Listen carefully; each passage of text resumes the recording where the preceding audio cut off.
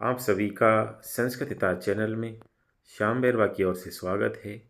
मैं आज बोर्ड परीक्षा की दृष्टि से अति महत्वपूर्ण निबंध परोपकार्य को लेकर उपस्थित हुआ हूँ। तो चलिए परोपकार्य निबंध का हिंदी अनुवाद सहित अध्ययन शुरू करते हैं।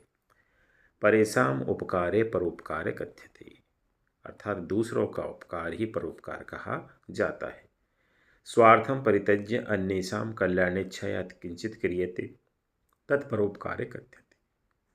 स्वार्थ को छोड़कर दूसरों के कल्याण की इच्छा से जो कुछ किया जाता है वे परोपकार कहा जाता है।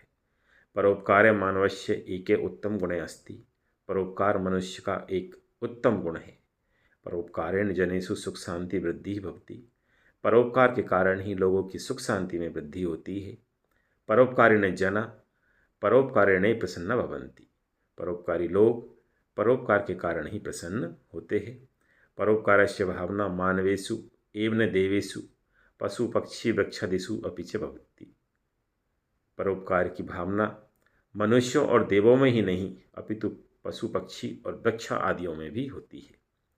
महात्मा दधीचि परोपकाराय एव शरीरस्य अस्थिनि अपि ददौ प्राणांच अत्यजत, महात्मा दधीचि ने परोपकार के कारण ही अपने शरीर की अस्थियों को देखकर अपने प्राण त्याग दिए। गौतम बुद्धे प्राणिनाम दुःखनाशाय एव सर्वं भोगायतनं राजप्रसादं परित्यज्य मेहता कष्टेन तपे अकरोत बुद्धत्वं च प्राप्नोत।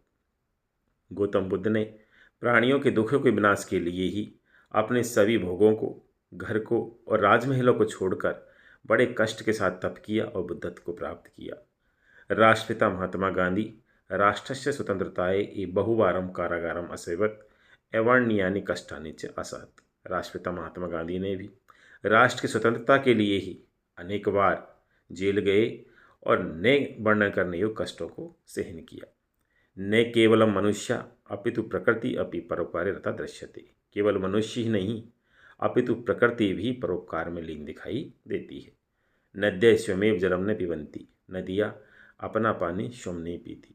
वृक्ष स्वयं फलान्य खदंती, पेड़ अपने फल स्वयं नहीं खाते, किंतु तासाम जलम तेसाम फलानि च परोपकाराय भवन्ति, लेकिन उनका पानी और उनके फल परोपकार के लिए ही होते हैं।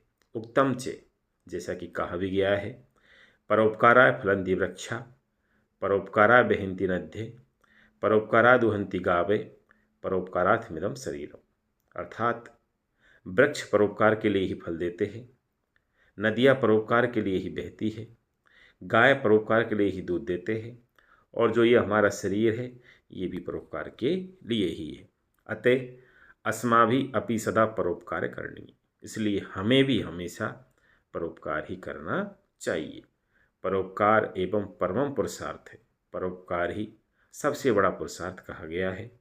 धन्य नरा विहित कर्म परोपकारा, वे मनुष्य धन्य है जो परोपकार के कार्य में लगे हुए। अतः धिक तस्य मानवस्य जीवनम ये परोपकारम न करोति, और उन मनुष्यों के जीवन को धिक्कार है जो परोपकार नहीं करते।